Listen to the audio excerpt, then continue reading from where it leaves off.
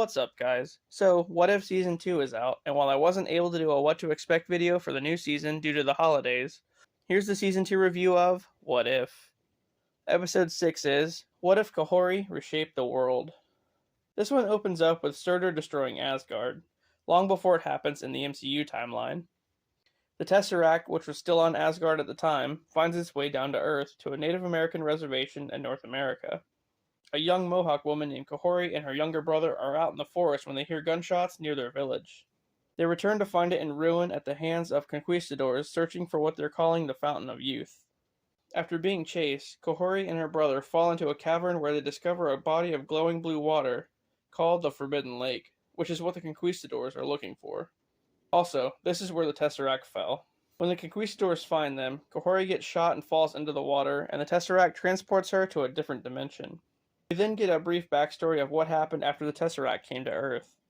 Upon crashing into the lake, the Tesseract broke, releasing the Space Stone's energy into the water. This caused many people over time to disappear as soon as they went into the water. And it also caused a lot of wars to occur, but eventually, the surrounding tribes made peace and vowed to never return to the Forbidden Lake. So, Kahhori wakes up in a dimension called Skyworld, where people of her tribe are using the power of the Space Stone for various purposes, like watering crops and some other things. It also allows some of them to waterbend, Katara style. The tribe there is made up of all the lost Mohawk people who disappeared in the Forbidden Lake over time.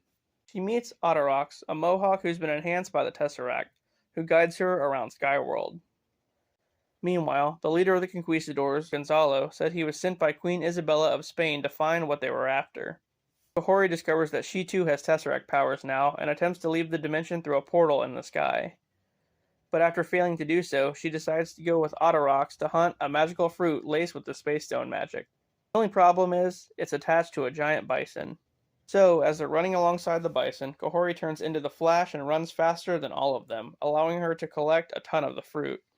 Back at the Mohawk village, Gonzalo's soldiers jump into the Forbidden Lake and all get transported to Skyworld. They find a bonfire where the Mohawks are celebrating, and they open fire. But Kahhori stops them and takes them down single-handedly. After that, she becomes so powerful that she pulls the portal out of the sky, down to ground level, and goes back to her own dimension.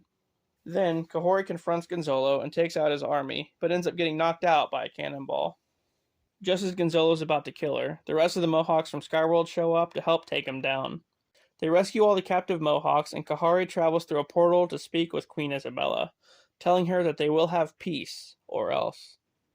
Then, surprisingly, Doctor Strange appears and says he's been looking for Kahhori for a long time.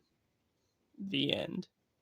Well, this was a good episode. Even though it didn't have any known characters, Kahhori was a fast fan favorite, and I can definitely see them putting her in the MCU at some point.